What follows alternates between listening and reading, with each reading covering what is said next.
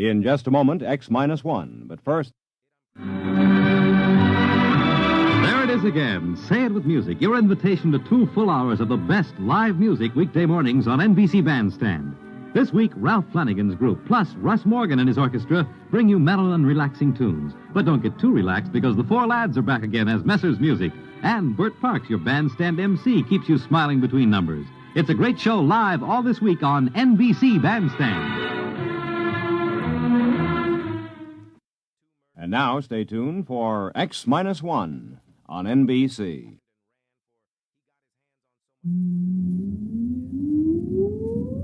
Countdown for blast off. X-5, 4, 3, 2, X-1, fire.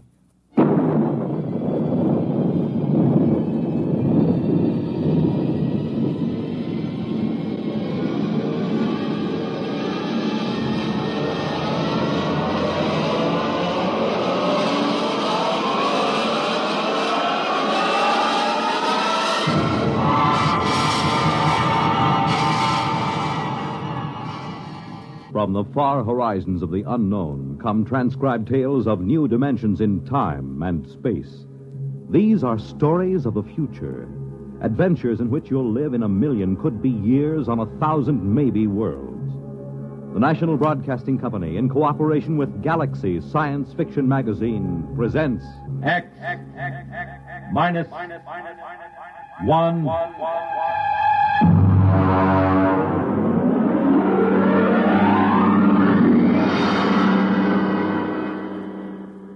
Tonight, a story by Frederick Pohl, Tunnel Under the World.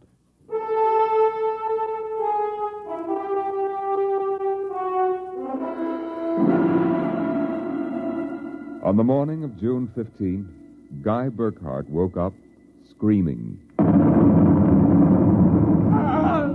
It was more real than any dream he'd ever had in his life. He could still hear and feel that sharp, metal-ripping explosion, that searing wave of heat. He sat up. Mary, where are you? Guy, what's wrong? You're trembling. Where were you? In the kitchen cooking breakfast. What is it?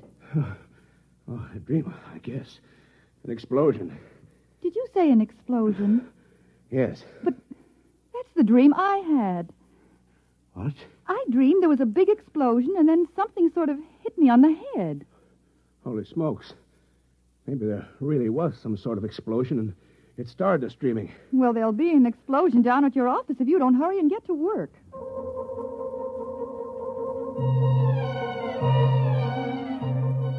Coming in on the bus, Burkhart watched to see if there was any evidence of an explosion. There wasn't. If anything, the town looked better than ever. The only thing that seemed strange to him was the fact that none of the usual crowd was on the bus. He was a little relieved when he did see his old pal, Henry Swanson. Excuse me. Henry. You pardon me, sir, please. Henry, what's the matter with you? It's me, Guy Burkhart. Burkhart? Sorry, I don't believe we've met. What? Henry, for Pete's sake, it's me. If you'll excuse me, this is my stop. Well, how do you like that?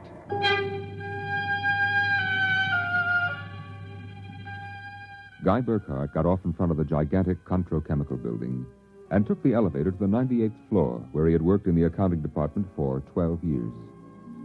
It wasn't until he was almost at his floor that he realized the speaker wasn't playing the usual commercials. Are you happy with your present home freezer? Of course not. Well, the answer to your problem is a Feckle freezer. Feckle freezers are better freezers. Most wives would do anything for a Feckle freezer. Are you happy with your present home freezer? Of course not.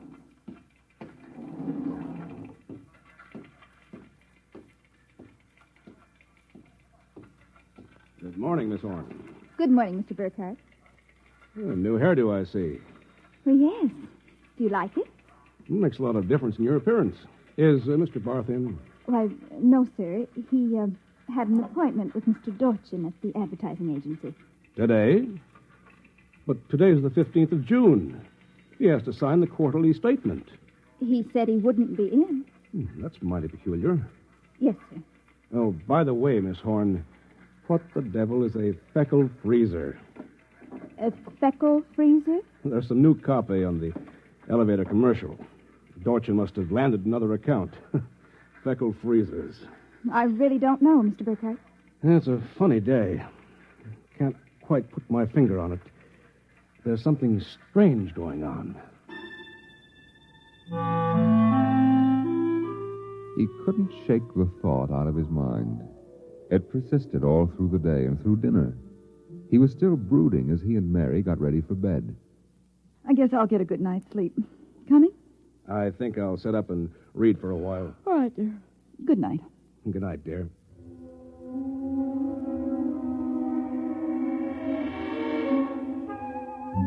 At exactly midnight, Guy Burkhart lapsed into a sudden, deep sleep. And the following morning, he woke up screaming. Darling, what is it? What's wrong? Oh, nothing. A bad dream, I guess. You gave me such a shock. I seem to be having a lot of nightmares lately. Really? Yes. The one I had yesterday. This was the same. A big explosion and then nothing. You had a dream yesterday? Of course I did.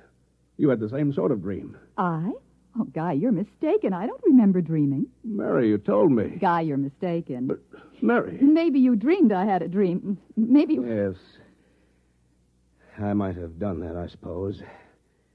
Everything did seem sort of strange yesterday. That's probably it. You'd better get dressed, dear. Today's the 15th, and that's when the quarterly statement... 15th? Yes. Well, then, there must have been a dream. Because yesterday was the 15th. Guy Burkhart got up, dressed, ate breakfast, and took the usual bus to work. Once again, everything seemed even brighter and newer than usual. Once again, he was puzzled when he noticed none of the old crowd on the bus. Pardon me, please. Look, don't shout so. Oh, Henry, good morning. Morning. Don't you recognize your neighbors? I don't believe we've met. Henry, it's me, Guy Burkhart. What's going on? I'm sure I don't know, sir. For God's sake, don't talk to me. What is it? Are you being followed or something? Don't you know? I was sure you remembered. Remembered what? I can't talk. This is my stop, so will you please excuse me? Henry! Henry, for Pete's sake! As in yesterday's dream, Guy Burkhart got off at his stop and took the elevator to the 98th floor. The speaker in the elevator purred a new commercial this time. Marlin cigarettes. They're sanitized. Does your present cigarette make your throat feel raspy and unpleasant? Marlin cigarettes contain a miraculous new drug which actually gives you the sensation of smooth, creamy smoke. Marlin cigarettes. Marlin cigarettes. Marlin cigarettes. He walked down the marble corridor to his office. Good morning, Mr. Burkhardt. Good morning, Miss Horn. Do you like my new hairdo? Why, yes.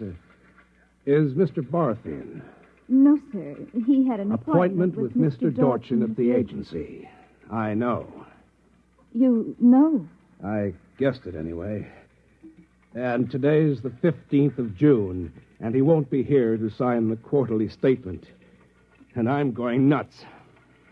Let me have a cigarette, will you? Yes, sir. Try one of these. They're Marlin. I never heard of Marlins before today. What are we? A bunch of guinea pigs for Dorchin's new advertising accounts? Is something wrong, Mr. Burkhardt? Wrong? Perish the thought, Miss Horn. Perish the thought. Hello? This is Swanson. Henry Swanson. What is it? Do you remember? Remember what? Just remember. Listen, Henry, let's stop playing games. Yesterday, either I was dreaming or you snubbed me on the bus. Today, the same thing happens. You do remember, thank heavens. I thought so when I saw you, but I couldn't be sure. What is it you want? Listen, tomorrow morning, when I get off the bus, you get off with me. But be casual. They may be watching. Who may be watching? Swanson. Hello? You bought Miss Burkhart? Yes, I'm still out of cigarettes. Would you buy me a pack of Kelvins? Wouldn't you rather have Marlins? I smoke Kelvins.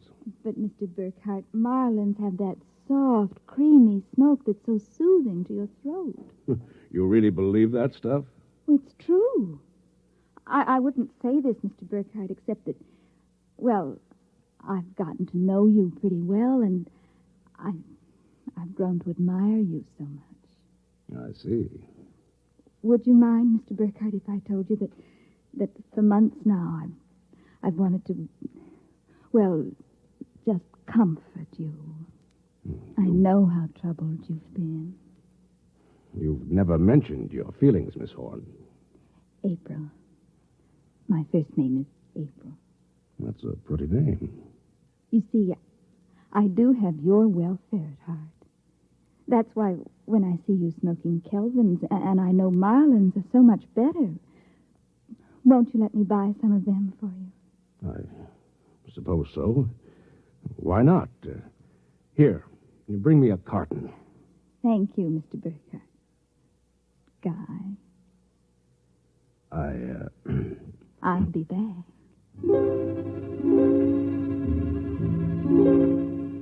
There was something wrong, something definitely peculiar about what was happening.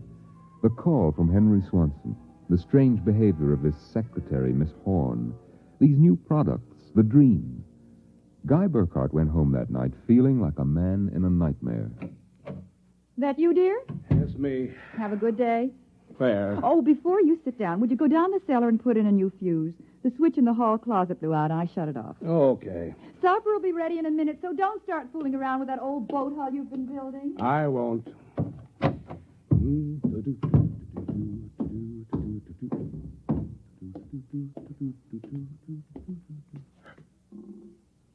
Mary! Mary! What is it? Come down here. Hurry up. What is it? I'm not sure. I was looking for a fuse, and I thought maybe I'd dropped one under the boat hull, so I scratched around. Look. Let me put the flashlight on it. Well? Look at the floor. What about the floor? It's supposed to be cement. Well? It's copper. There's a thin layer of cement, but underneath it's metal. Look here. Underneath the concrete, more metal. And here, on the wall, metal.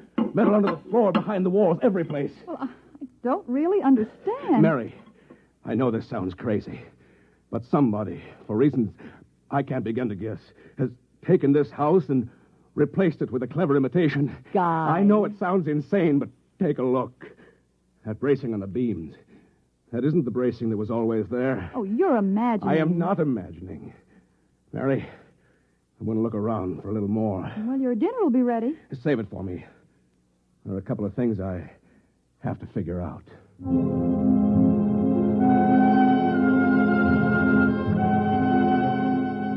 The following morning, Guy Burkhart woke up screaming.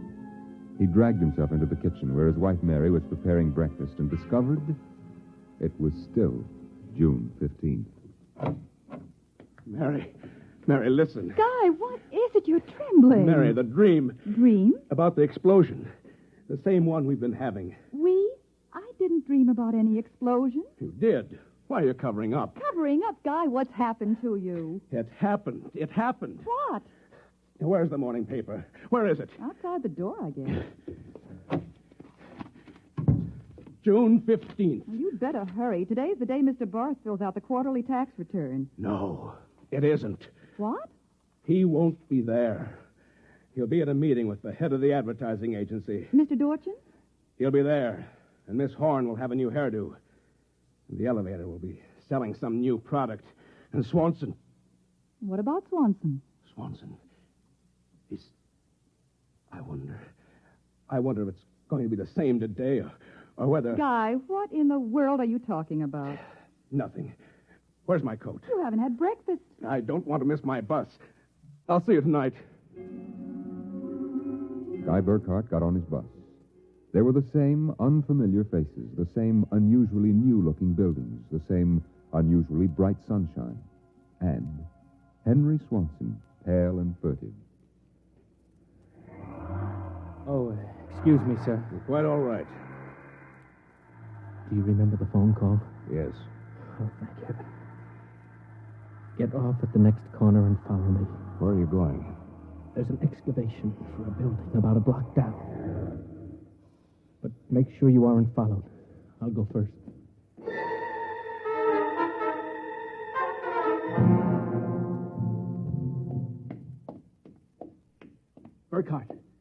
Burkhardt, here behind the fence. Now, Henry, what's this all about? Just a minute. I want to make sure you aren't followed. Followed by whom? By them, of course.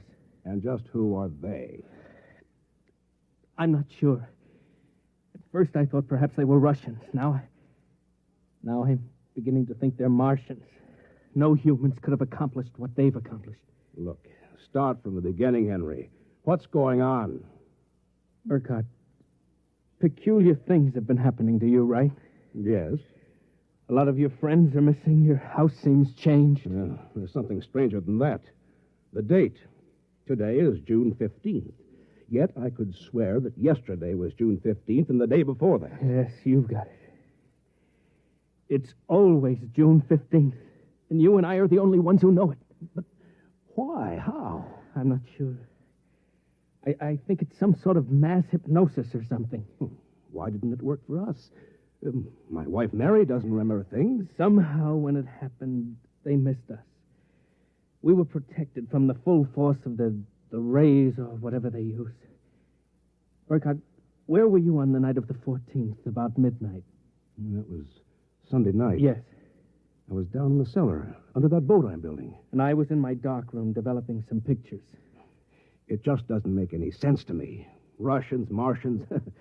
What makes you think so? I've seen them. Where? At the end of the tunnel. What tunnel? The one that they built under Tylertown. A tunnel under Tylertown? Yes, that's right. It's made out of copper or some alloy. Wait a minute. I found a copper layer under my cellar floor last night. Yes, so did I. That's how I discovered it. I found a way to get in, too. It's at the bottom of this excavation. Holy mackerel. Why don't we tell the police? Because we can't trust them. Even the police may be Martians in disguise. You're being melodramatic. Am I? You just come with me. Where? Into the tunnel. I'll show you.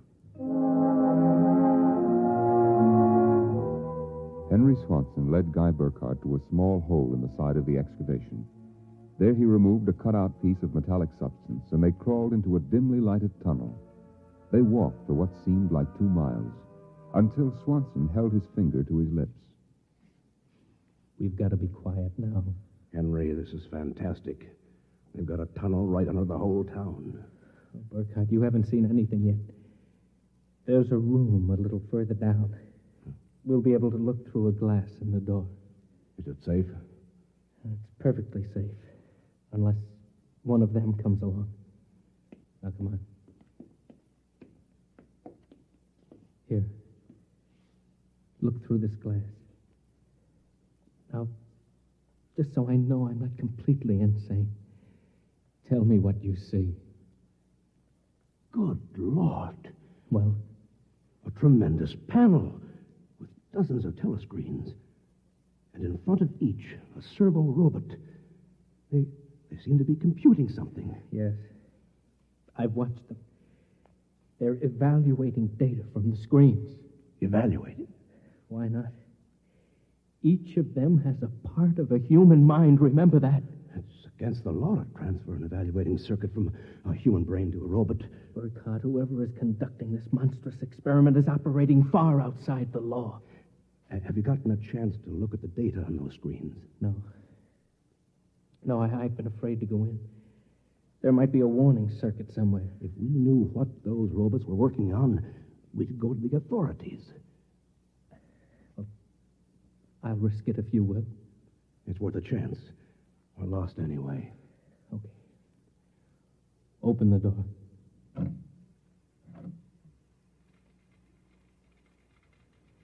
So far, so good. Come on. Let's take a look at that data. Yes, but don't interfere with the robots. Don't worry. Let's look at the screen. Whew. Listen to this.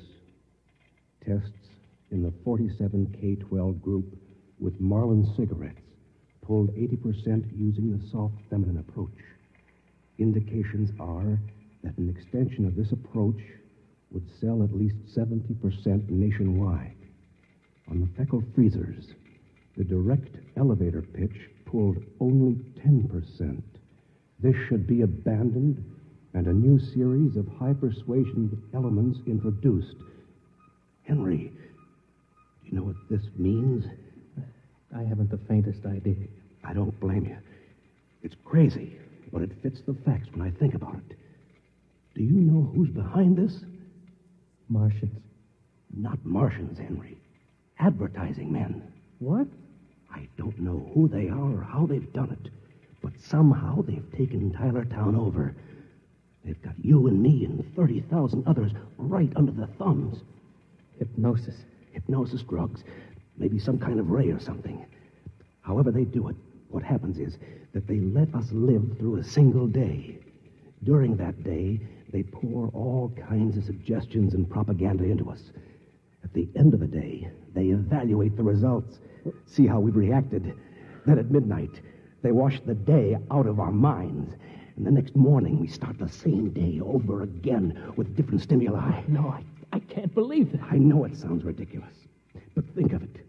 They can run the perfect test, and on a whole community.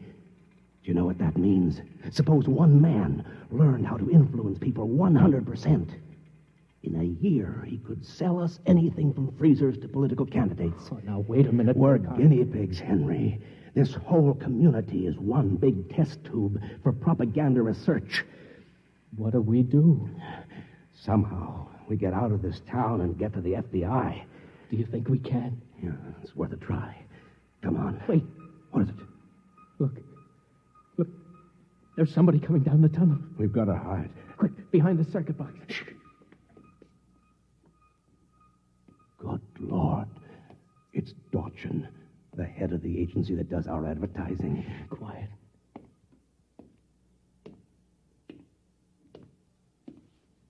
All right, Burkhardt, come out.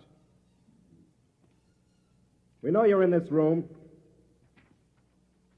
Miss Horn has informed us that you remember. I must warn you, it's useless to buck us.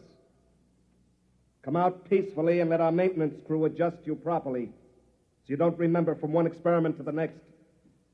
It'll be quite painless. If you don't come out peacefully, we'll have to get you. Henry, take this wrench. When I give the word, jump him.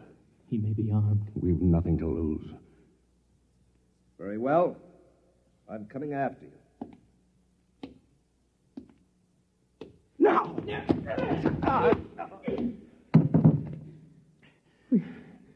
Burkhardt, I've killed him. Wait, and get his coat unbuttoned. Maybe his heart is still beating. Henry. What is it? What's wrong? Look, underneath his coat. Oh, heaven help us. It's a robot. A humanoid robot. Designed to look like Dorchin.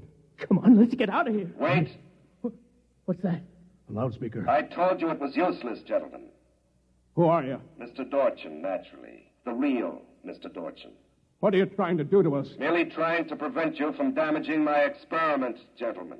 You can't get away with this, Dorchin. Sooner or later, somebody, the FBI or somebody, is going to get wind of this madness. Oh, now, really, Burkhardt, you're quite naive.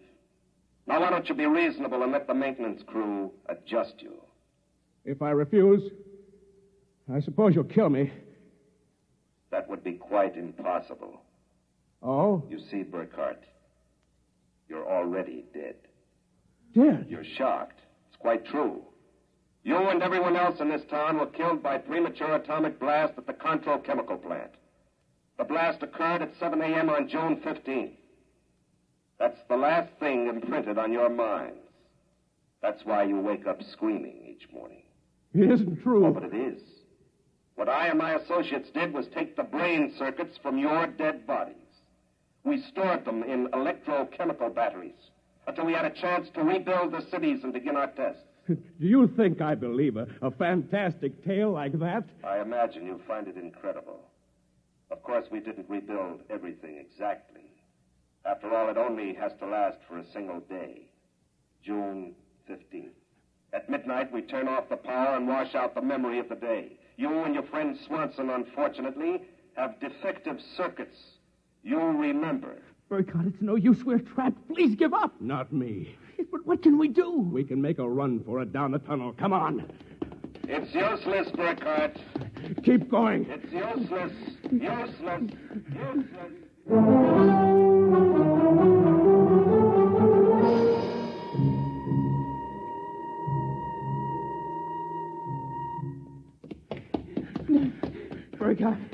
Burkhardt, it's no use. You go ahead. I'm finished. Look, we're almost at the end of the tunnel. I can see a door. Here, I'll help you. I can't. Just a little further. No. Now, here. Here, this door is open. It opens. Oh, no. I don't believe it. I can't run anymore. Come on. Sorry.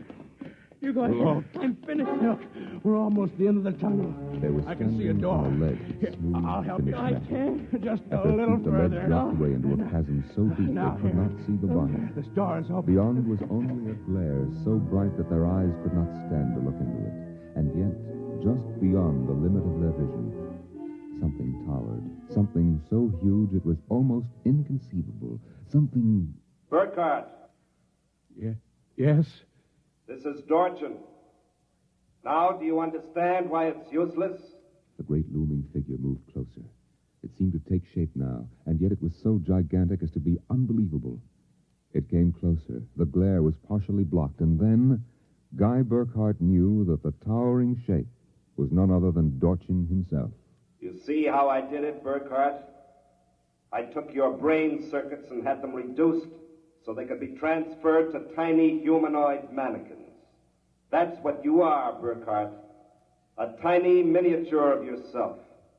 And this city, this whole experiment I'm conducting, is built on a tabletop. It was the morning of June 15th, and Guy Burkhardt woke up screaming. You have just heard X-1, presented by the National Broadcasting Company in cooperation with Galaxy Science Fiction Magazine, which this month features Man of Distinction by Michael Shara. Being completely unique in this world is not only a mathematical impossibility, it is also a matter of pride. Galaxy Magazine, on your newsstand today. Tonight, by transcription, X-1 has brought you The Tunnel Under the World, a story from the pages of Galaxy written by Frederick Pohl and adapted for radio by George Lefferts.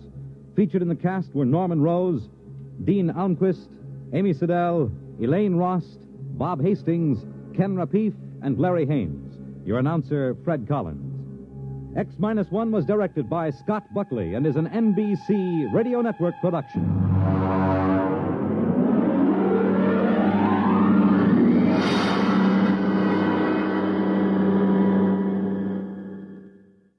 The music of Russ Morgan live on Bandstand weekday mornings on NBC Radio. In just a moment, X-1. But first, after a hard day's work, there's nothing more welcome than an evening of variety entertainment. That's just the tonic provided tomorrow night by NBC Radio. You'll laugh your cares away when good-natured contestants carry out the rib-tickling stunts dreamed up by MC Jack Bailey on NBC's Truth or Consequences. Later on, Groucho Marx peps things up with lots of spontaneous good fun and more of the friendly insults at which he is so accomplished. For a brighter, livelier evening tomorrow night, it's Groucho Marx and Truth or Consequences on this station. Now stay tuned for X-1 on NBC.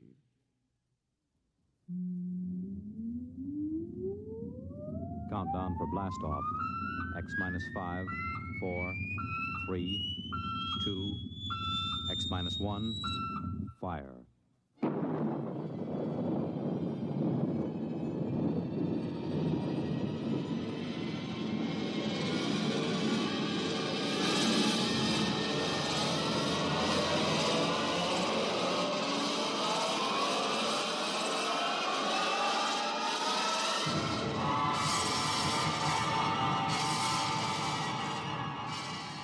From the far horizons of the unknown come transcribed tales of new dimensions in time and space.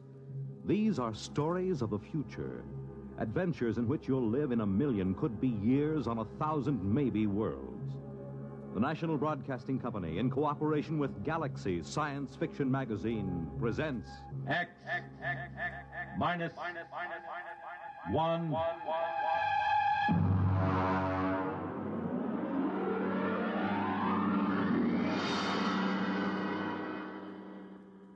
Tonight, Bad Medicine by Finn O'Donovan.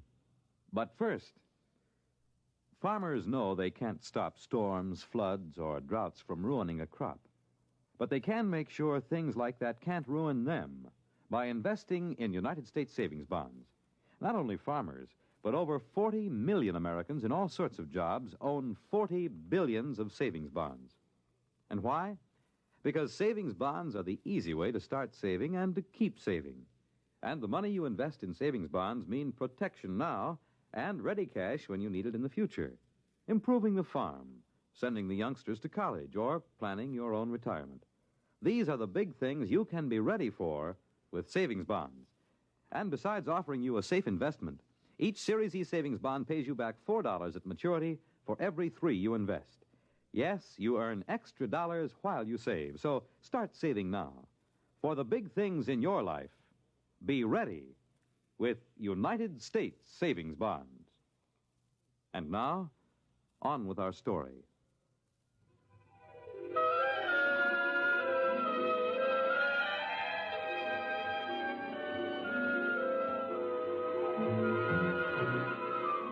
On May 2nd, 2103, Elwood Caswell walked rapidly down Broadway.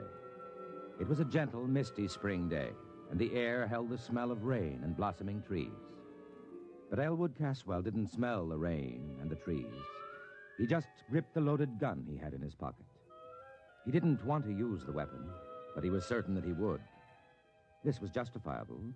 You see, Elwood Caswell was a homicidal maniac.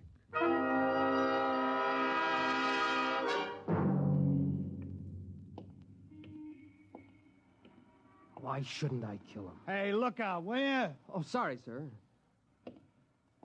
Only the other day he said to me, Elwood, you're looking very well. What business is it of his how I look? Hey there, Elwood. Elwood. Huh? It's me, Marty Klein. I work on the jet buses with you, remember? Oh, yeah, of course. Hello, Marty. Forgive me, my mind was on other things. Yeah, I know how it is. A couple of weeks ago, I was walking around in a fog so thick you could cut it. Yeah, really? Sure. Preoccupied, you know. I had this idea in my mind. You too? Yeah. The same person? Huh? Were you troubled by the same person? My wife. Hey, you okay? Oh, yeah. Yes, of course. Well, I had this idea, see? I was going to get rid of my wife. Kill her? Kill her? I mean, send her to a country for a week. Oh. You sure you ain't sick? No, I never felt better. Well, anyway, I was going to take a week off. Quit the jet buses. Hey, can you imagine? I've been a jet bus operator for 10 years now, and all of a sudden, I feel like I can't take it for another minute. I know how you feel. And I was going to take a trip all by myself. A trip? To where? To the farthest place I could think, to Mars. I was just going to pick up and take a vacation on Mars. Silly, huh? I don't know. What happened? Well, I talked it over with Ethel. Your wife? Yeah. Ethel, she's a real sensible girl. You know what she did?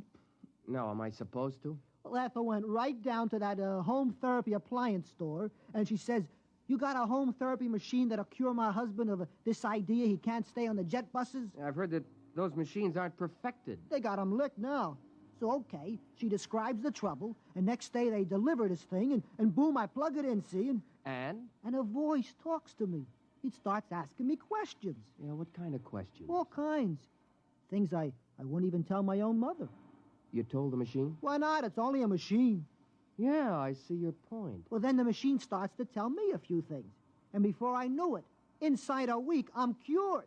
Now, I can't wait to go back driving the jet buses. You don't say. So that's why I say I know how it is to have one thing on your mind all the time like that. This machine, what did it cost you? That's the beauty part of it. My Ethel, boy, she's a smart girl. After a week, she sends it back, see? She says it don't work. So all we lose is the deposit. I see. Well, I got to get back to work now. Hey, ain't you working the jet buses today? Huh? No, I'm off today. Well, I'll see you, Elwood. Yeah, see you, Marty. What was the name of that place? Where they sell the home therapy machines. Yeah. Home therapy appliances. It's right down Broadway, about 2 blocks from here. So long, Elwood. Perspiring freely, Elwood Caswell continued down Broadway toward 43rd Street. His friend Magnuson would be finishing work soon, returning to his apartment less than a block from Caswell's. Elwood gripped the gun tighter. How pleasant it would be to saunter in, exchange a word with him, and then... No, I won't do it. I don't really want to kill anybody. It isn't right. Think what'll happen. The authorities will lock me up. My friends won't understand, and... Mother would never approve. Still, if I see Magnuson, if I see his hateful, accusing face in front of me... Oh, this must be the store. Yeah. Home therapy appliances. Good afternoon, sir. Can I show you some of our home therapy appliances? I want therapy. Quick. Of course, sir. This way, please. Now then, this is our new alcoholic reliever built by International Combustion Motors and advertised in leading magazines. A handsome piece of furniture. I think you will agree, and not out of place in any home. It also opens into a television set. Look, what I need... Therapy, of course. I just want to point out this model need never cause embarrassment to you, your friends, or your loved ones. Notice, if you will, the recessed dial which controls the desired degree of alcoholism. You see, heavy, moderate, social, light, and teetotal. A new feature unique in mechanotherapy. I'm not alcoholic. The New York Jet Bus Authority does not hire alcoholics. Oh, sorry. You seem the type. No offense. Please. You seem rather nervous. Perhaps the portable anxiety reducer. No. Well, sir, perhaps if you told me just what you feel is bothering you. What have you got for homicidal mania? I beg your pardon? Homicide. The urge to kill someone. Oh, of course. Well, let's see now. Pardon me. Have you worked here very long? A week. Oh, yes, here's the ticket. This black job with the chrome trim. What is it? This, is a Rex regenerator, built by Planetary Motors Corporation. Handsome, Goes with any decor, opens into a well-stocked little bar, so your family, friends, loved ones need never... Will it cure homicidal urge, a strong one? Oh, absolutely. Don't confuse this with the little 10-amp neurosis model. This is a hefty, heavy-duty 25-amp machine for really deep-rooted conditions. That's what I've got. Well, this baby will jolt you out of it. Big, heavy-duty thrust bearings, oversized heat absorbers, completely insulated, sensitivity range I'll take it. Yes, sir. With me, right now. Now? Before it's too late. I'll pay cash. Well, yes, sir. It'll be a few hours before the warehouse can... I'll take this one here. Well, that's a floor demonstrator. Does it work? All of our demonstrators work, sir. Then I'll take it. I can't wait for a warehouse. I can't wait for anything. Have it put in a taxi for me. Yes, sir. Tell him to hurry. I want to kill my friend Magnuson, you know. Who? My friend, Magnuson. Oh, of course. That'll be $400.59, sales tax included.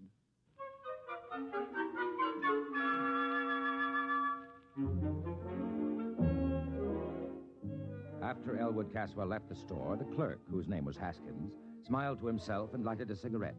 He had made his first sale. He inhaled. Haskins? Yes, Miss Follansby? Smoking. I asked you to rid yourself of that filthy habit. Immediately, Mr. Follansby. I'll use one of the display model denicotinizers at once. By the way, I just made a rather good sale, sir. Oh, really? Yes, sir. One of our big Rex regenerators. Well, now, it isn't often we... Wait a minute. Where's the floor model? Well, sir, the customer was in an awful hurry. He was going to kill his friend. You gave him the floor model? Yes, sir. Was there any reason why... Oh, grief, Haskins. Didn't I inform you we never sell a floor model? But, sir... Good heavens! I've got to get to him. What was his address? Address? His name, then. Well, he didn't say. Then his check. But he paid cash. You mean you just let him pick up the machine and walk out? Well, sir, he paid cash. He was homicidal, you say? Yes, sir. His friend... I don't care about his friend. Get the police. No. Call the Planetary Motor Security Division. Quick. Yes, at once. Well. Excuse me, Mr. Follinsby. What will I tell them? Tell them, you fool. Tell them that one of our customers has accidentally got that display regenerator they sent us. The one they shipped by accident. They were going to replace it tomorrow. Yes, sir, the one they shipped by accident. Will they know? If they don't be more explicit, tell them we've sold the Martian model. The one for treating psychotic Martians.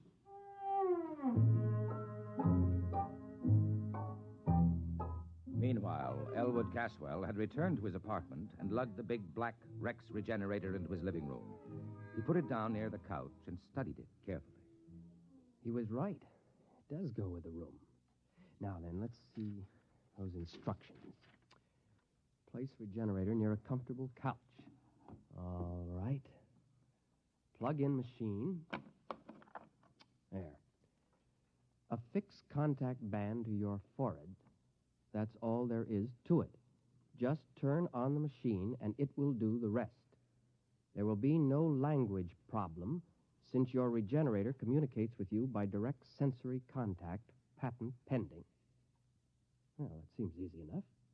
Now, I'll just put the contact on my head and blast it. Hello? Elwood? Yes? This is Henry. Henry Magnuson. How are you, old boy? I'm fine. I wondered if you were doing anything tonight. Thought you might like to drop over for a game of chess. Game of chess, huh? You stupid oaf. What? Nothing. I thought you called me a stupid oaf. Just talking to my cat. Oh. I didn't remember you had a cat. I thought you hated cats. Oh, I do. This isn't really mine. It's a neighbor's. It keeps coming in. Oh. What about tonight? Will you be alone? Well, yeah. You haven't mentioned to anyone that you're inviting me over? Not a soul. Why? Someone's looking for me, a process server. Oh. Now, I've been avoiding him for days. I don't even leave word where I'll be when I go out. You can trust me, Elwood. I'm your best friend. Yes, you are. But not for long. Huh? Just talking to the cat again. Oh. Well, will you be over? Yeah. In about an hour, okay? Yeah, an hour will be fine. There are a few things I have to do I just first. gotten some new laugh records from the boys at the office. I got something here that'll really kill you. So long, Elwood. So long. I've got something here that'll kill you, too.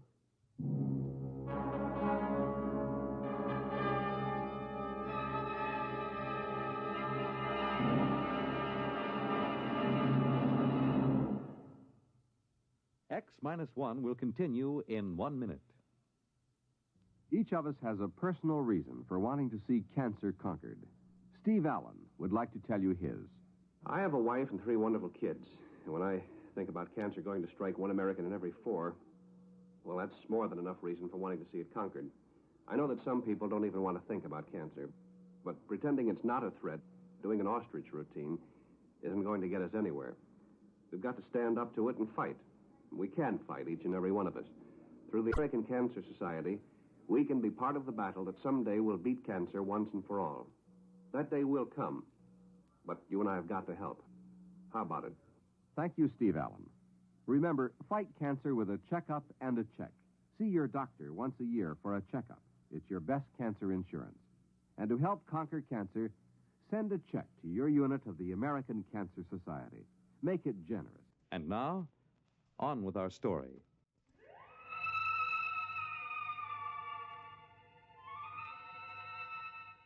Taking the revolver from his pocket, Elwood laid it on the table in front of him. His face became suffused with hatred at the thought of Magnuson. He poked at the gun with a stiff forefinger. Magnuson, you no-good, shifty-eyed enemy of all that's decent in the world. The man who ruined my sister Irene. The man who... Wait a minute, Elwood. You have no sister, remember? No sister. Now, before you go off and commit murder, why not just try that machine just once, huh? Turn it on. Okay, now reach over and...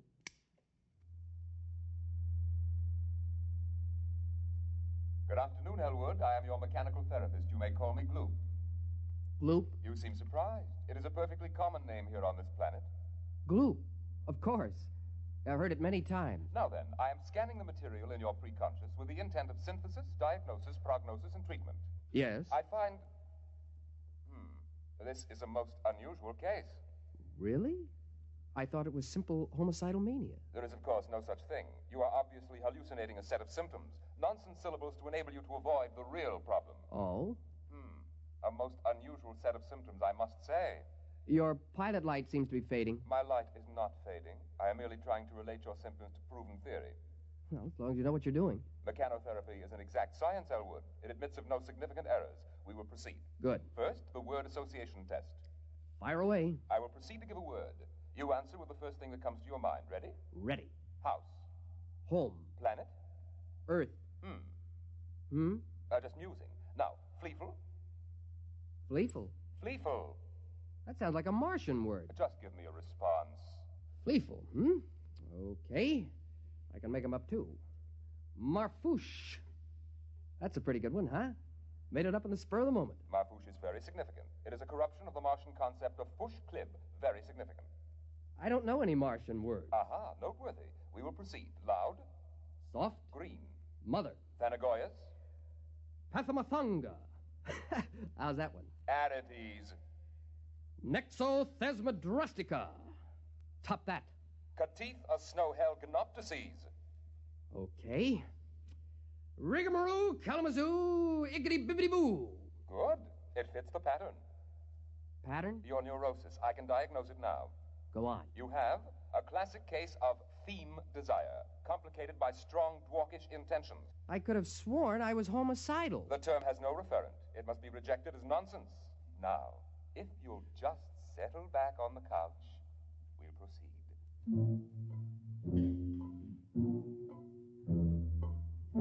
At precisely this moment, a tall, gnarled, ugly man pushed his way through the doors of home therapy appliances.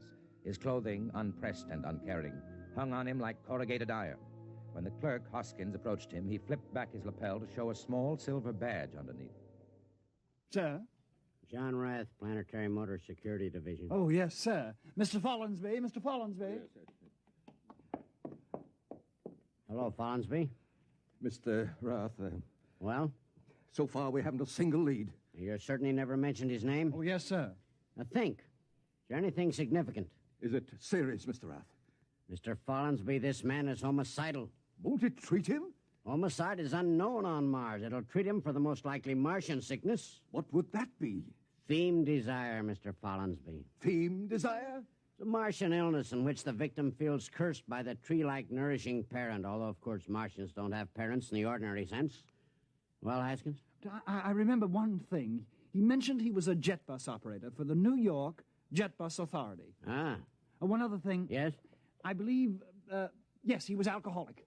An alcoholic jet bus operator. Excellent. It'll be on his records. Get the Jet Bus Authority at once.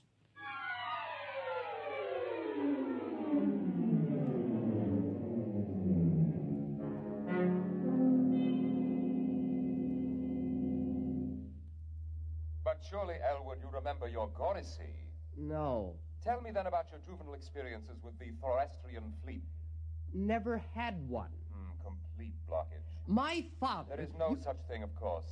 But... I thought we'd finally agreed on that. Okay, if you say so. Now then, since you claim you don't even know what a Gorisy is, tell me what you imagine it to be. A forest fire. A salt tablet. A small screwdriver. Am I getting warm? A revolver? What the heck is a Gorisy? Why, the tree that nourished you into puberty. No tree nourished me. You have completely repressed the experience. No tree ever nourished me. Mr. Caswell, let me try to explain your case as best I can. Somewhere in your childhood, your Gorisy, or parent tree, stifled your theme desire. Now, this gave rise to your present urge to dwark someone in a Vlendish manner. To what? To dwark someone in a Vlendish manner. Listen, you crummy piece of hardware. I have never had a Gorisy. I have no desire to dwark someone in a Vlendish manner or any other manner. All I want to do is put a bullet into Herbert Magnuson. Understand? All I want to do is kill Magnuson. Lie down, Mr. Caswell. We'll go over it again.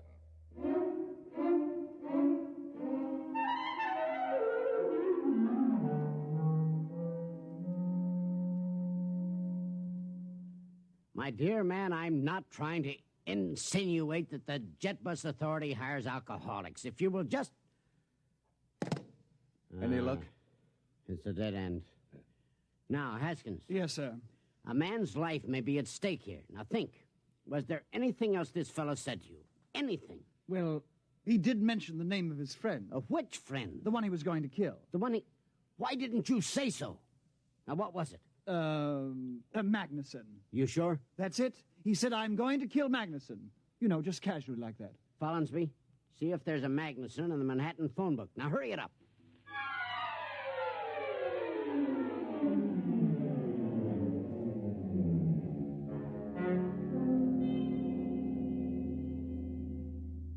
Yes, Mr. Caswell, you were saying? Well... Something about your Goracy? Yes, I was saying I think perhaps you're right. Naturally. But right about what, Mr. Caswell? Well, I think perhaps... Yes, I think perhaps I do remember my Goracy. Ah, now, Mr. Caswell, we're on the road to a cure.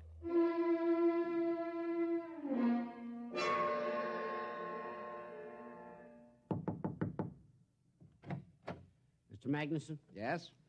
Do you know a short, angry-looking, red-haired man? I might. Thank heaven. Or I might not. Can you tell us where to locate him? You're a process server, huh? Certainly not. Don't kid me. Mr. Magnuson, this man is trying to kill you. Go on, you're full of happy pills. Elwood's my best friend. Elwood? He loves me like a brother. And if you think I'm going to stick some process server onto Mr. him... Magnuson, I'm not a process server. Your friend Elwood is a psychopathic killer. You're his intended victim. Can you get that through your thick skull? I'm trying to save your life.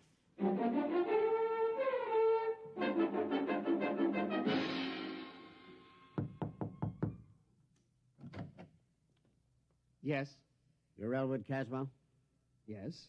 The Elwood Caswell who bought a Rex regenerator early this afternoon? Yes. Won't you come in? Thank you. My name is Rath, Planetary Motors. Nice to meet you. Have you used the machine? Oh, yes. I see.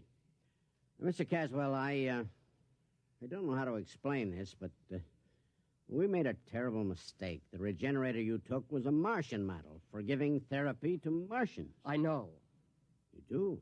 Yes, it became pretty obvious after a while. Well, it was a dangerous situation, especially for a man in your condition. Yes, the poor thing tried its best, but of course it couldn't cure what wasn't there. Well, then the company will, of course, reimburse you for your lost time and your mental anguish. Naturally. And we will substitute a regular human-type regenerator. Oh, that won't be necessary. You see... Mr. Caswell, will you put down that gun? I warn you. I'm not going to shoot you.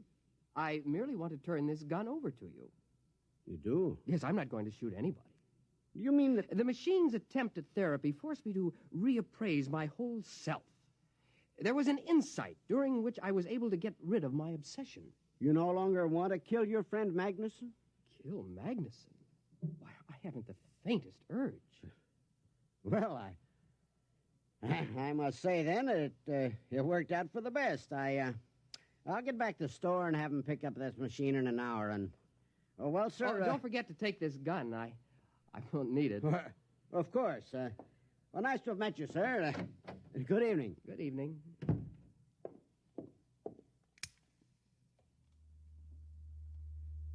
Did you hear that?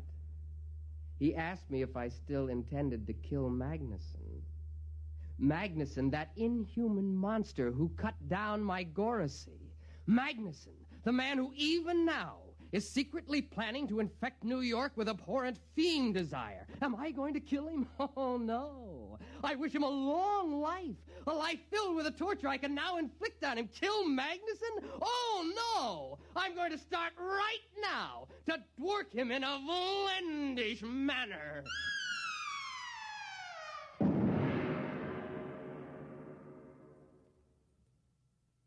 You have just heard X-1, presented by the National Broadcasting Company in cooperation with Galaxy Science Fiction Magazine, which this month features Honorable Opponent by Clifford D. Simak, the story of an Earth general with the distasteful assignment of meeting a delegation of unmilitary clowns who arrive as conquerors.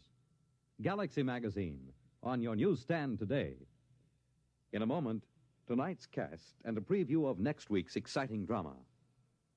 They took the blue from the skies and the pretty girl's eyes and the touch of old glory's view, and gave it to the men who proudly wear the U.S. Air Force blue. The U.S. Air Force blue. Oh, we are men with a dream on America's team. We're a rugged and ready crew. And you can bet your boots the world looks up to U.S. Air Force blue. To U.S. Air Force blue. We know where we're going. We set our course. The sky's no limit in the Air Force. They took the blue from the skies and the pretty girl's eyes and the touch of old glory's view, and gave it to the men who proudly wear the U.S. Air Force blue. We proudly wear the blue, the U.S. Air Force blue.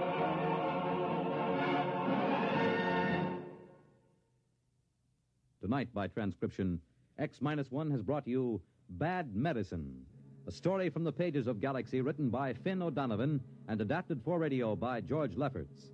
Featured in the cast were Cliff Carpenter, Bill Britton, Alan Manson, Charles Webster, Carl Weber, and Joseph Julian. Norman Rose was heard as the machine. Your announcer, Fred Collins. X-1 was directed by Bob Maurer and is an NBC Radio Network production.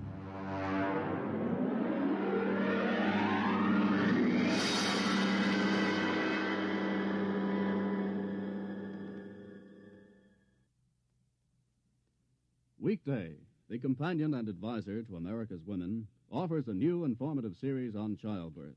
It's the actual case history of a young wife, following her through the late stages of pregnancy, childbirth, and postnatal care. You'll attend the childbirth courses offered at New York's Mount Sinai Hospital, and even enter the delivery room for the actual birth of the child. Listen tomorrow for the real-life series, The Story of Birth. Then, on the same program, listeners can also enjoy more women's specialties. Kitchen Hints by Charlotte Adams, Child Care News with Dr. Francis Horwich, Vacation Ideas offered by Walter Kiernan, and another personal visit with your radio friend, Mary Margaret McBride. Don't forget the exciting dramatization each day from Taylor Caldwell's book, Tender Victory. Be sure to join Virginia Graham and Mike Wallace tomorrow on this NBC station. Follow the news with Chet Huntley tonight on NBC Radio.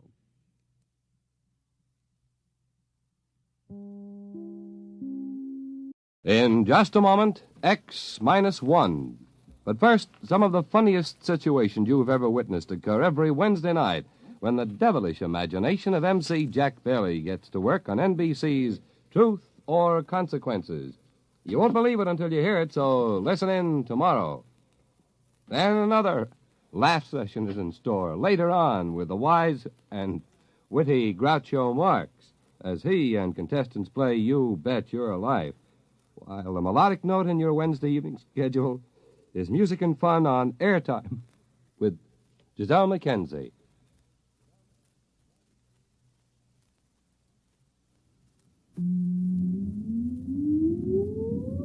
Countdown for blast off. X-5, 4, 3, 2, X-1, fire.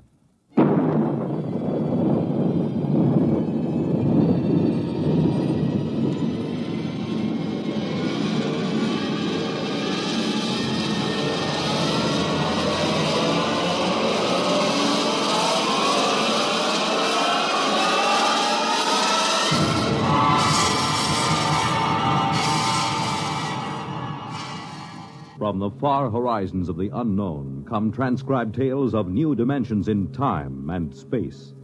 These are stories of the future, adventures in which you'll live in a million, could be years, on 1,000 maybe worlds. The National Broadcasting Company, in cooperation with Galaxy Science Fiction Magazine, presents X minus one.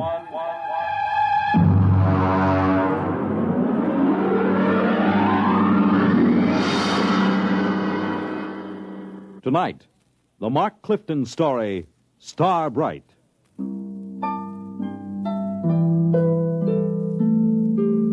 Well, it's finally happened. I've known it would for a long time now. That's why I'm writing this, in the hopes that you'll understand and not think me mad. Whatever the outcome, I hope you will not judge me too harshly for what I've done or failed to do. Mr. Holmes. Mr. Holmes. Come in. Oh, hello, Chief. I just wanted to let you know, sir, that we're doing everything we can to find the children. Yes, I'm sure you are. We've got 300 men out combing the woods for them. The Army base has volunteered another 100 men, and we've sent an all-points bulletin to every police unit in the country. Fine. I just wanted to check and make certain our description is accurate. Your little girl, Star, was wearing a blue dress and white sandals. Is that right? That's right.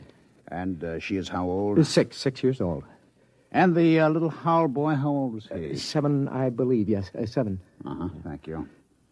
Well, I'll be in touch with you. Well, that's very good of you, Chief. Oh, by the way, yes. Mr. and Mrs. Howell, how are they taking it?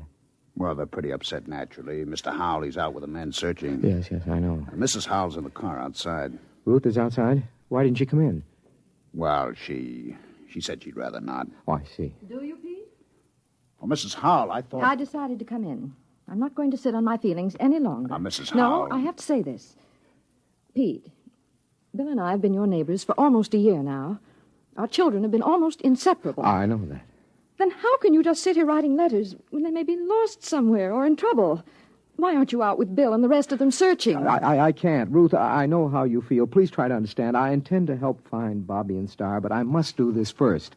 Why? What's so important about Ruth, it? I'm sorry. Sorry? Then why don't you act like a man? You're inhuman. Please. I don't ever want to see you or speak to you again. Ever. Perhaps you won't. What was that, Mr. Holmes? Nothing. Chief, if you don't mind, I'd like to be alone for a moment. Okay, Mr. Holmes. I'll keep in touch.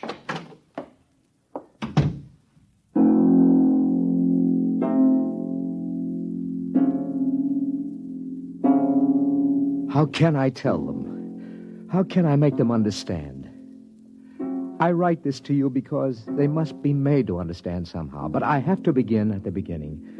I think I first noticed it one evening when Star was 3 years old.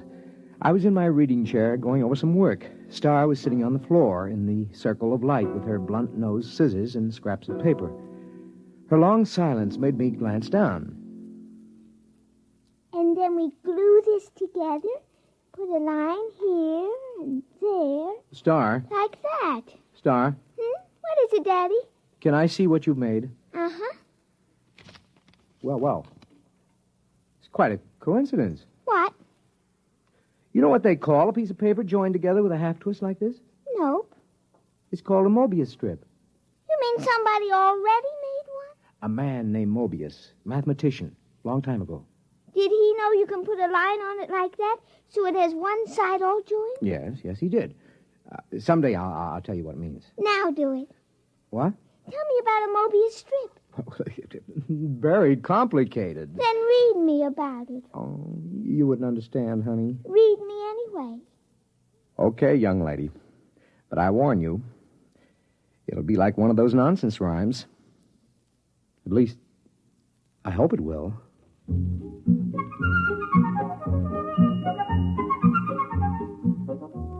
At 3 years, a child shouldn't have enough functioning intelligence to put together a Mobius strip.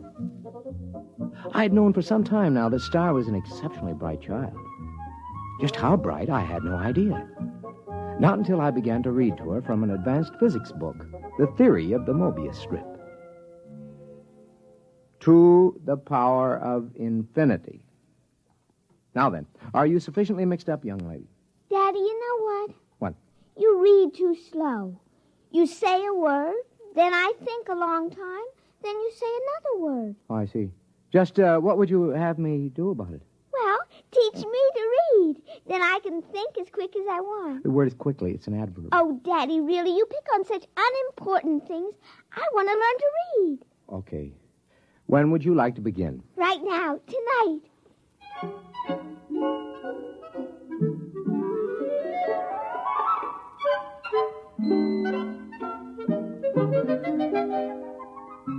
Before she went to bed that evening, my daughter was able to read. In the months that followed, a great deal happened. Some of our friends, like Jim Petrie, have dropped in and been amused to see her on the floor, rapidly turning the pages of an encyclopedia as big as she is. Sit down, Jim. Oh, thanks. Star, aren't you going to say hello to Uncle Jim? Hello. I see she's taken to looking at the pictures in the encyclopedia, huh? Oh, yeah, yes. Come on in the library, Jim. I'd like to talk to you privately. Yeah, sure thing. Bring your drink, huh? Okay. I'll shut the door here. Why all the secrecy? Sit down. Hmm? Now, Jim, we've been friends, you and I, ever since engineering school. So? Neither of us have ever mentioned it, but one of the reasons we were drawn together is because both of us have IQ somewhere up in the genius ratings. Oh, I think it was more than that. Well, that played a part. It isn't easy to be exceptional in a world which regards mediocrity as the only behavior above suspicion. Well, we all have to live with our afflictions. Yours and mine is a quick mind in a dull environment. What would you do, Jim, if you were a parent, as I am, whose wife had died, as Eleanor did, and you discovered that your only child was, well, afflicted with a fantastically brilliant mind? Star? Oh, come on, Pete. Any little girl who's content just to look at the pictures in the encyclopedia. Jim. I mean, after Jim. all. What? She wasn't looking at the pictures. Huh? She was reading the pages. What? But she was turning them as fast as humanly possible. She was reading them. What? I know. I've tested her. She not only remembers everything, she understands the concepts. She even gets impatient with them. Well, have you measured her? Well, I've given her IQ tests, aptitude tests, reaction tables, all the paraphernalia for measuring something we know nothing about. And? Tests don't work. How do you mean? Well, either the tables are screwy or stars beyond all measurement. Pete, are you sure you're not projecting this? I mean, isn't it possible that a few accidental... Daddy. Yes, honey. I got lonely. Okay, come on in. Uncle Jim, would you read me a story? Why don't you read your own story? Because I'm only 3, and 3-year-olds can't read. And so she had found the answer to her affliction by herself. Conformity. She had already learned to conceal her intelligence. So many of us break our hearts before we learn that. When Star was 4 years old, according to state law, her mind had developed enough so she could attend nursery school. Hi, Daddy. Hi, honey. Did you, like nursery school? Oh, yes, it was fun. What'd you learn today? Not much. I tried to cut out paper dolls, but the scissors kept slipping. Now, look, Star, don't overdo it. That's as bad as being too quick. The idea is that everybody has to be just about standard average. That's the only thing people will tolerate. It's expected that a little girl of 4 should know how to cut out paper dolls properly. Oh. I guess that's the hard part, isn't it, Daddy? To know how much you ought to know. Yeah. That's the part I always found hard when I was young. It's really all right. I let one little girl show me how to cut them out, so now she likes me. She just took charge of me and told the other kids they should like me, too. So they did, because she's the leader, even if she is one of the stupids. What? The stupids. That's the trouble with you, Daddy. You don't grasp things right away. That's because you're only a tween. Between? I assume that means an in-between? That's right. You're in between a stupid and a bright. And you're a bright. Yes. I made those names up when I was very little. How little? Oh, about 6 months old.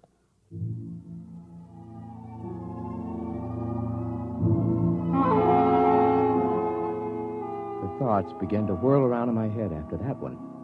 A small fear kept growing inside me. How profound was this little imp that was staring up at me? How much did she understand already? Even as the thought formed, I learned the final horrifying fact about my little girl. It's all right, Daddy. Don't be afraid of me. Well, how did you know that I was thinking anything like that? Well, I just figured it out. Star, Yes, Daddy? now I want you to answer me honestly when I ask you this next question, will you? Yes. Star, can you read people's minds? Are you a telepath? Well, Yes, Daddy. I thought so. You read my mind just now, did you? Yes. Now, I'd like to know something else. All right. Can you teach me to do it? You're already learning it, Daddy. The trouble is you're so slow you didn't even know you were learning. Oh, I see. Daddy, Yeah? you know what I wish? What do you wish? Well, nothing.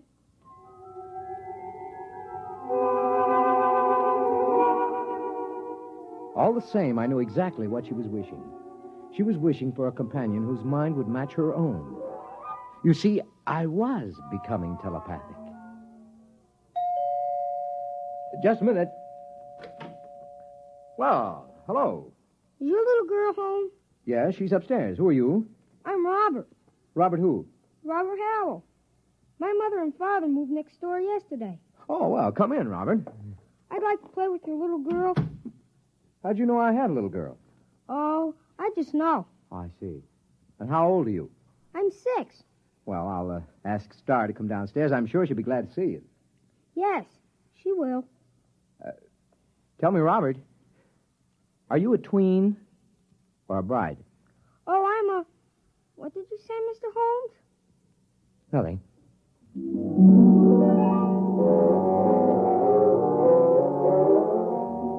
I didn't have to say it. I could read his thought. He was a bride, and it was no accident that he and his parents had moved next door. Somehow, Star had managed to make contact with him, and they had arranged the whole thing.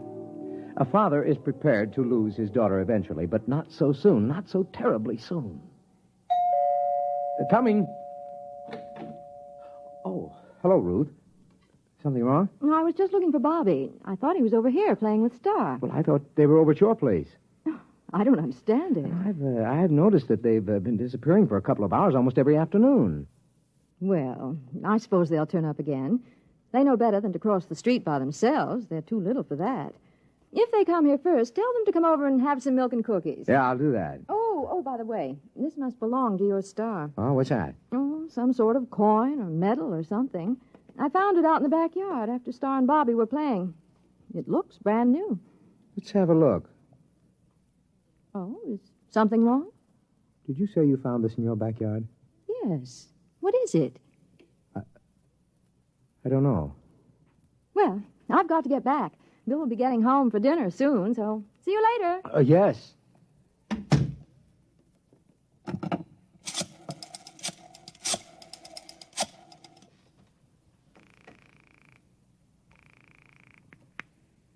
Hello?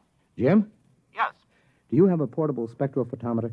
Well, sure. We've got a dozen here at the lab. Pack one up and get over here right away, will you? Well, Pete, I don't quit till 5. Look, do as I say, huh? It's important. Well, okay.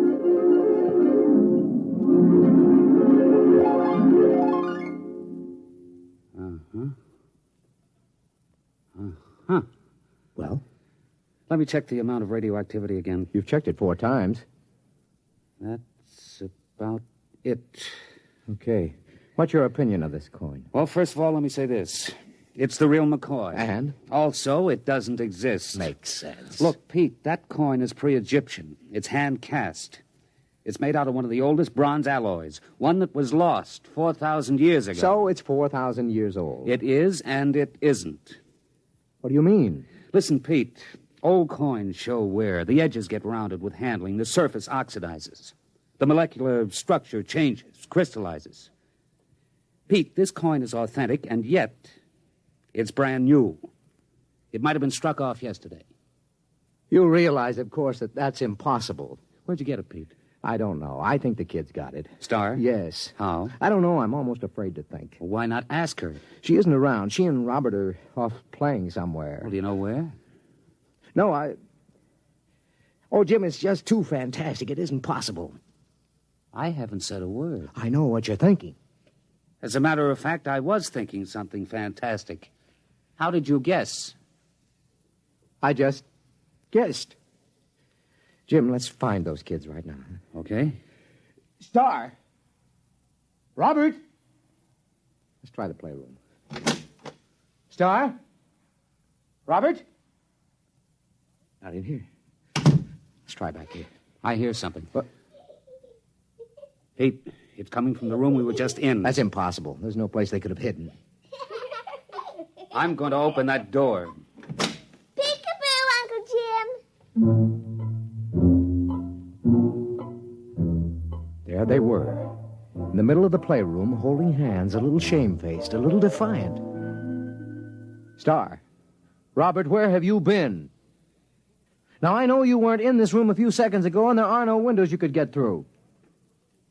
Well? It's nothing, Daddy. We just went a little ways. That is not answering me. Where did you go? You see, Star, we've found this coin. Come on. I shouldn't have to tell you. You're both just tweens. Star, I'm still your daddy. Even Brights have feelings about their parents. Now. I tried to ESP you, Daddy. Does she mean extrasensory perception? Yes. You just don't ESP good, Daddy. Robert does it very nicely. He can always find me when I hide. That's 'cause you don't have much imagination. I do, too. Yeah, but you always have to look at a book to ESP what's in it so you leave an ESP smudge. I just look at where you left the smudge, and I go to that place, and that time, and there you are. Oh, but that's cheating. It isn't. You just haven't got imagination. You can't teleport yourself to a place that hasn't been. I can, too. What about the moon people? They haven't been yet. Oh, Star, they have, too. Not for your daddy, they haven't, but for the things from Arcturus. The moon people were about 10 million light years ago. Now, wait a minute, kids. Hold on. Jim, have you been listening to this? I think I heard it. Now, look, kids. You're either playing a big joke on us older folks, or you've actually figured out a way to travel to places in the past. Right? And in the future, too, Daddy. Star, could you tell us how you do it? It would be easier if I could ESP it to you. Well, just pretend we're stupids and tell us in words. Well, you remember the Mobius strip? I remember. She made it about a year ago, Jim. Well, you join the ends of a strip of paper with a half twist to make one surface. Then you take a sheet and give it a half twist so you can join the edges together all over. That's Klein's bottle. Oh, you know about that. Yes, we know that. Go on. Well, then you take a cube. You imagine a cube, and you twist it. Tesseract? Shh. Go on, Star. And you ESP the twisted cube all together the same way you did Klein's bottle. Now, if you do that big enough, all around you, so you're sort of folded into it, you can teleport yourself any place you want to go. And that's all there is to it. Jim, what do you think? I need another drink, Pete. A big one.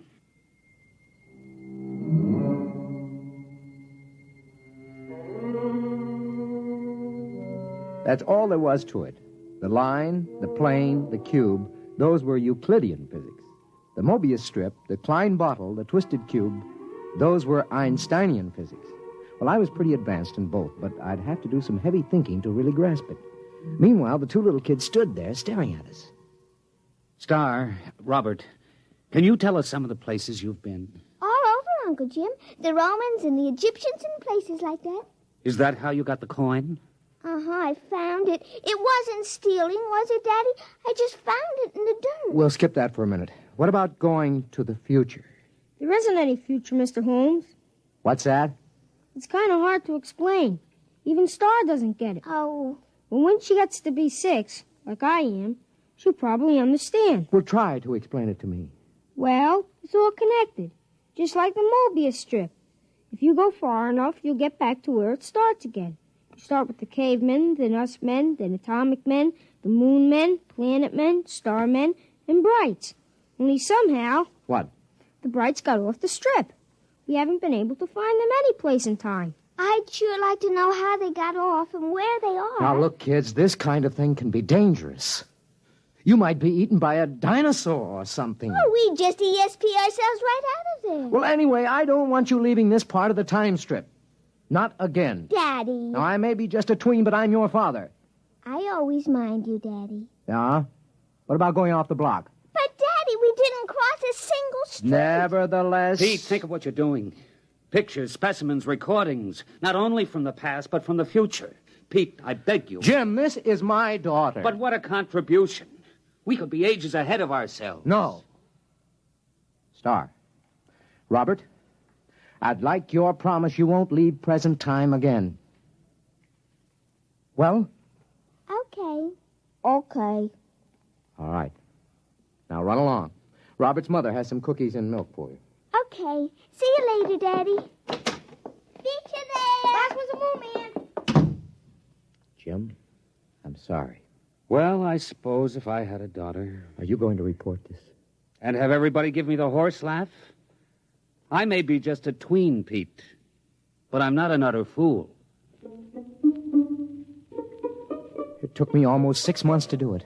I don't know how many times I visualized a cube and ESP did a half twist and tried to seal the edges around me. And then once there was a flash, just for an instant. I was concentrating on Caesar's triumphant march into Rome. And for the briefest instant, there it was. I was standing on a roadway watching, and then it vanished. Hey. Hi, Daddy. What are you two characters plotting? Nothing, Daddy. Well, I'm going to my study for a while. Star, Yes, Daddy. you remember your promise about not leaving present time, don't you? Yes, Daddy. You going to keep it? Yes, Daddy. Okay. I'm holding you to it.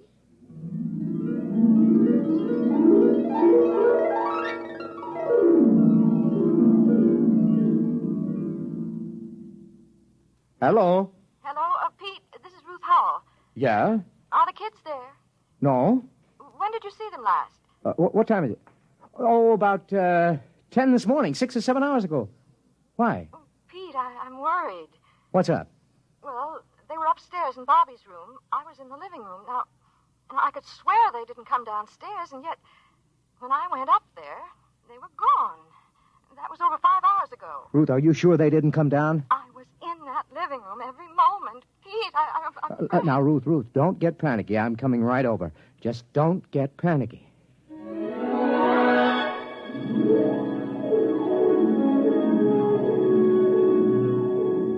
There wasn't a trace of them. Well, that isn't exactly true. Remember what Robert had said about Star leaving an ESP smudge? Well, I was able to catch it in Robert's room. It had something to do with where the Brights went when they got off the time strip. That's it, of course. They wouldn't disobey by leaving present time. But isn't it possible that there is more than one present time? Isn't it possible that another now coexists with ours? That's the clue, of course. I'm going to call the police, Pete. I don't think it'll do any good. But we've got to find them. They'd have come back by now. Yes, if they could. What do you mean? Nothing. Well, what are you going to do? I'm going back to my study to think. To think? Aren't you going to look for them? I have to figure out where to look. Well, I'm not going to sit around doing nothing. I'm calling the police.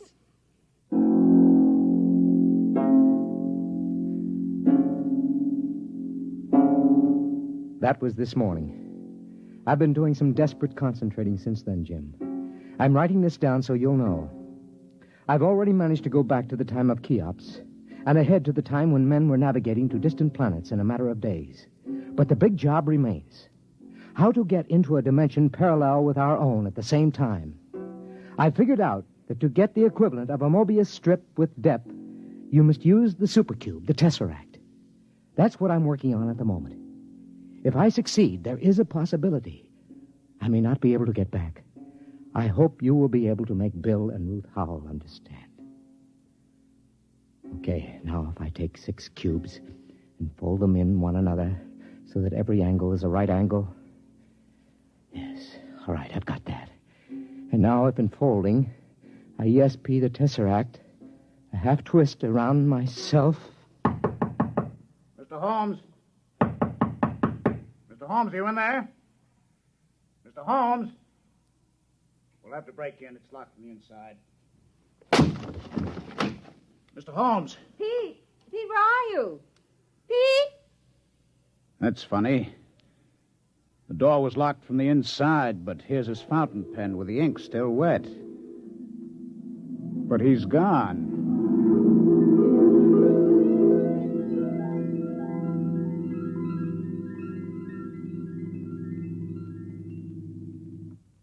You have just heard X-1, presented by the National Broadcasting Company in cooperation with Galaxy Science Fiction Magazine, which this month features the final installment of Frederick Pohl's novel, Slave Ship, story of a world engaged in the wildest of all possible non-wars, where the order of the day was even wilder still.